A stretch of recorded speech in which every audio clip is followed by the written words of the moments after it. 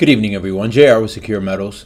Welcome to another technical look at the precious metals market. Today is Monday, October the 28th, 2013. It is 6:05 p.m. Eastern Standard Time.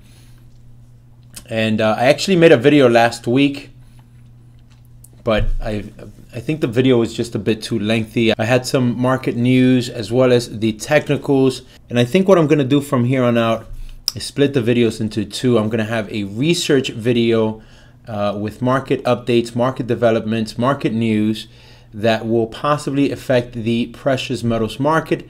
And I will also have a separate video for the technical analysis, okay? So this is going to be a technical analysis video, and that's it. No fundamentals. The fundamentals will come on the next video, okay? So this is your daily gold chart. Gold currently, market is obviously closed. 1352 was the close for today.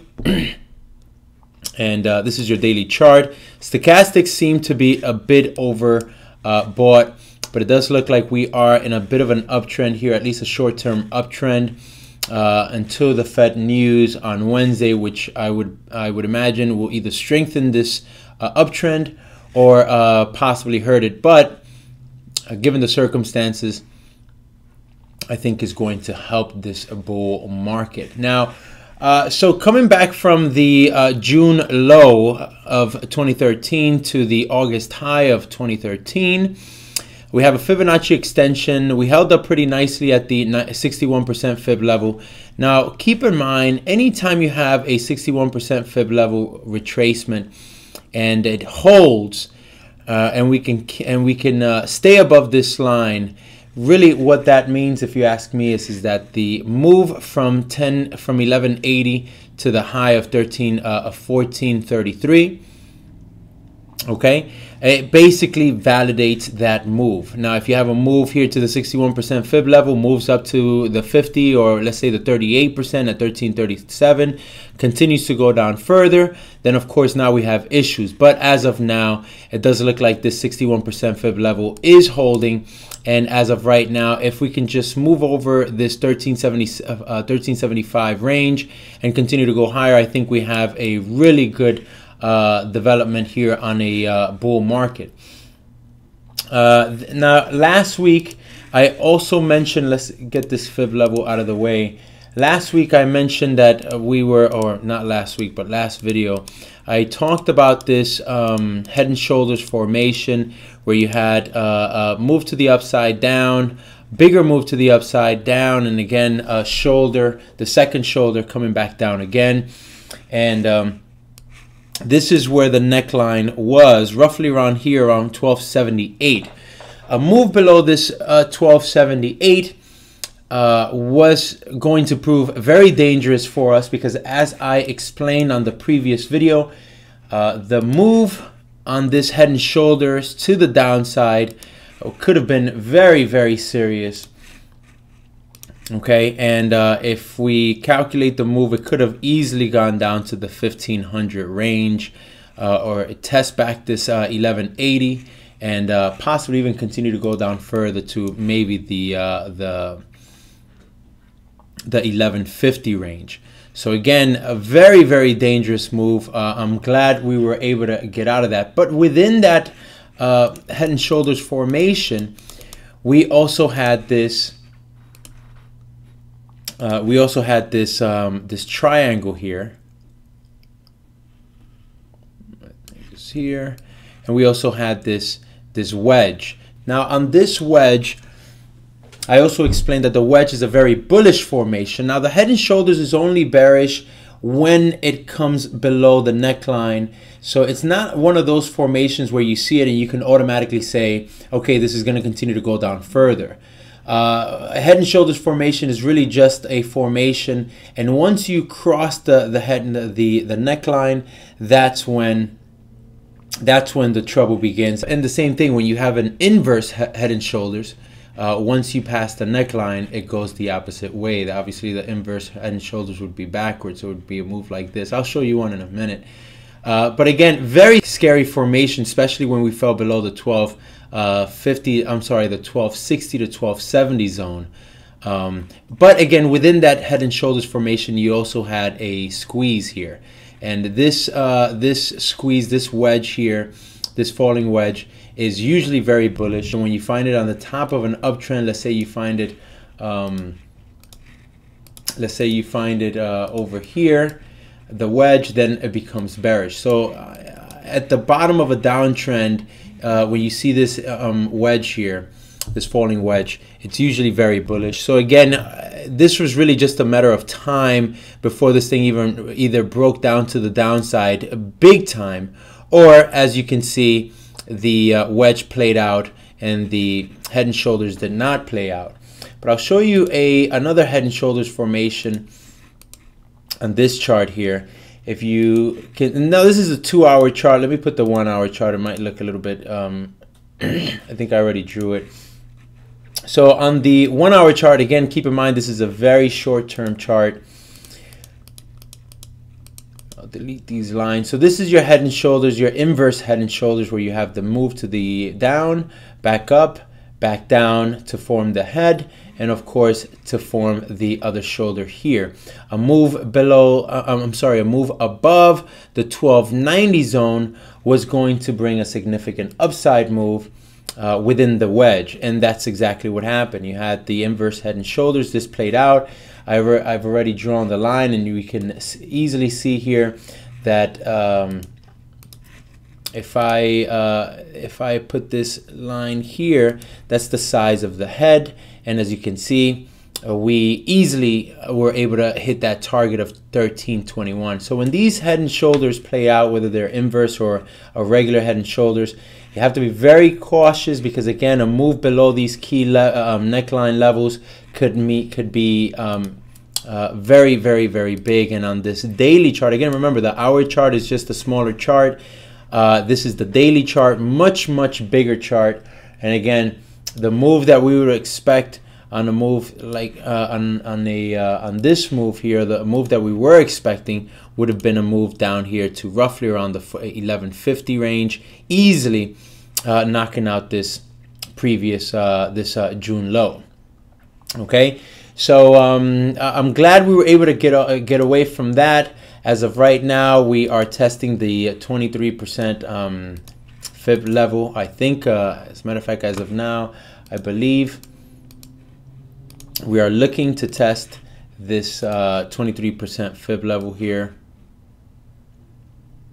roughly at around 1375. It looks like that's what we're currently targeting. Okay, and if we can maintain these levels here above 1300, I would say, as you can see here on the daily chart here, your 20-day moving average is beginning to curve here to the upside, currently above all major moving averages, 20, 100, and 50-day moving average.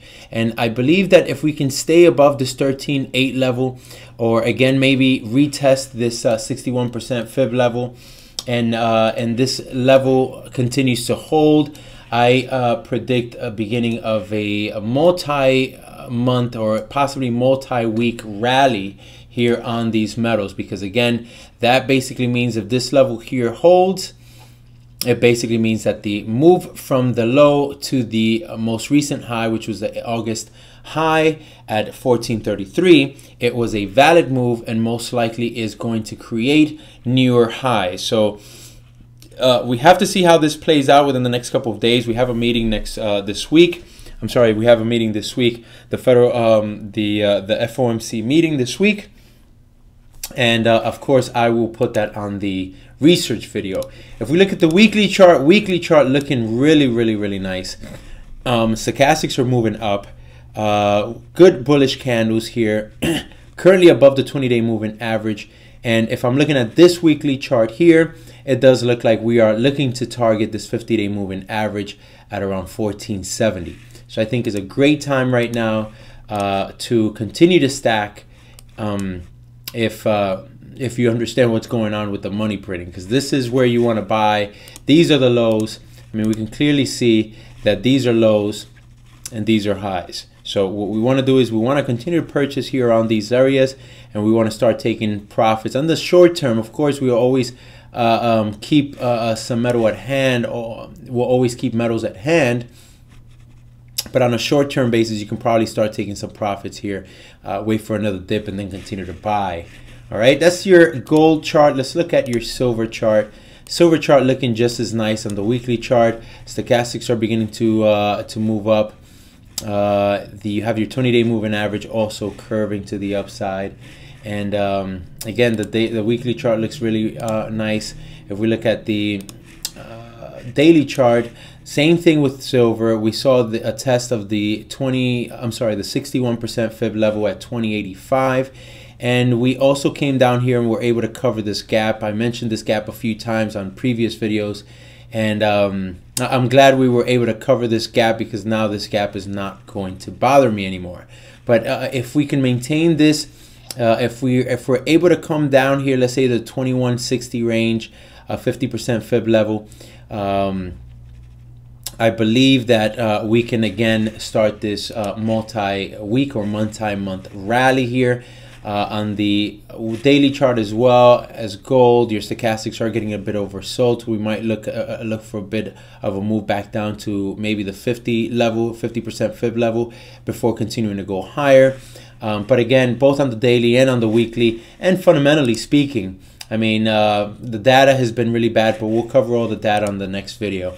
This is looking really robust, really nice. Now, we talked about the gap that silver filled here. I'll show you on the 4-hour chart to look a little bit easier. You see this gap here, this price gap. There's no candle between this price 2060 and 2070. So again, this was a little bit of a price gap. We did fill this gap right here. As we can see that we came down to 2052, filled the gap, and moved fast to the upside, and we saw a quick move to the upside. So again, that looks really nice. We filled that gap, and as of now, if we can continue this trend, then what we'll see is we'll see higher lows and we'll see higher highs. So I'm definitely looking forward to surpassing the $25 level here pretty soon. Okay, so that's your daily chart here for silver. Now I want to look at the US dollar here briefly, just to show you that there is also a gap that we want to pay attention to. Okay, this is your dollar chart. Dollar currently creating new lows. I'll draw it one last time here, but I'm not going to draw it every time we look at this dollar chart. But we can easily see that this bearish formation, this broadening formation, did play out, and it did play out very nicely. But the one thing that I do want to point out is now we have a price gap on the dollar, just like we had a price gap on silver. So we might see this price fill, and obviously if the dollar goes back up to 81, we might see a little bit of a move to the downside on both gold and silver. And I suspect that that would probably be a move from here to roughly around here. But again, we want to see if these 61% fib level hold, because if they do hold, again, I predict a really nice trend here for the next coming months. Okay, so I wanted to show you guys this gap here. We do have to be very cautious of this gap. And that's about it, guys. Not too much. I'll do a Dow Jones. Why not look at the Dow while we're at it? The Dow Jones came down here. We're tested this level here, this trend line here at 14,738, and currently looking to test this level here at 14,700. And it definitely looks like it is going to test this level here, and it also definitely looks like it's going to go higher. So again, as of now, this on the daily chart, it looks, the chart doesn't look too bad. Let me take out all these lines here. But on the daily chart, it looks like a pretty decent chart. But again, I have shown this broadening formation. This is your monthly chart, and this is the chart that scares the bejesus out of me here, because this is a very scary formation. When again you have I think it's actually from here. Yep, this is the line that I'm looking for. Here, where you're creating higher highs and lower lows. This is a broadening formation, and I showed it on the US dollar. I've shown it on, I'll bring this I'll bring this British pound dollar chart up, and you can see on the daily chart that we do have a broadening formation on this one as well. I actually did pretty good with this. I made a recommendation to sell for any of you guys that trade the Forex, to sell at 162.20. And I actually took some profits at around 159.75. Market turned around back up here. But again, I do expect the British pound to continue to lose and at least test this level here at 157 here sooner than later. But again, these broadening formations, they're very scary. And again, I'm looking at this Dow Jones on this monthly chart here, and this is just a very scary formation. And I would definitely advise everyone to be extremely careful with this. I found also another formation within this formation. Remember how I talked about gold and how I spoke about this falling wedge? Well, this is a rising wedge here on the weekly, okay? And you can clearly see here that this is a wedge, okay, where prices were being squeezed. It moved up. But usually on these wedges, even though they might not play out right at the, that's how you'd like to see them, but a lot of times they'll go up, do a fake out, and then come down really, really, really hard. Yeah, so again, you have this bearish giant formation here where you're this broadening formation on the Dow Jones.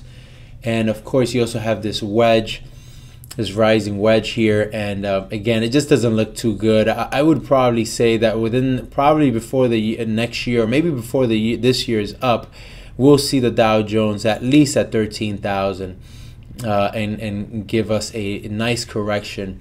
Again, keep in mind that the monthly chart and the weekly chart are extremely big charts. They're extremely long-term charts, and they could take, especially the monthly, could take years to play out. So I wouldn't necessarily be afraid of getting in right here, at least for the short term. Want to take it up to 15.7 or 15.6.5, get a couple points. I don't see this thing tanking tomorrow. Before I go here, I'll just illustrate here that it took roughly 1 year and 4 months for this move to the bottom. It took 1 year and 2 years and 10 months to come from here to the top. So, let's say we do an average. Let's say it'll take 2 years to come from here to there. Or let's say it'll take 3 years, or let's say it'll take 1 year. Who knows what's going to happen? But within the next 3 to 4 years, I definitely do expect to see the Dow Jones trading in at least 6,000 points. Okay, guys, that's about it for today. Thanks for joining me, and I will have the research video that'll be coming soon to a theater near you. All right, hopefully by tomorrow I'll put that up. All right, guys, thanks for joining me again, and have a great one. Bye-bye.